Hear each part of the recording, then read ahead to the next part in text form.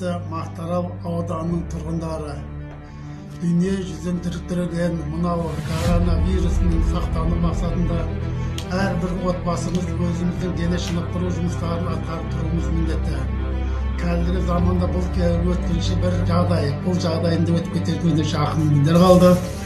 Оған сақ болайық, сақтанайық. Әрқашанда Мақтаарал халқының тыныштық аманшылығын қолдап, өзіміз сақтану жолдарын шараларын қолдауымызды өтінемін. Мемлекетімізде ешқандай бұндай дерттердің болмауына жол қоймауымызға әрекет жасауымыз әрбір қазақстандық азаматтардың міндеті деп түсінемін. Құрметті Мақтаарал тұрғындары, елімізде қандай жағдай болса да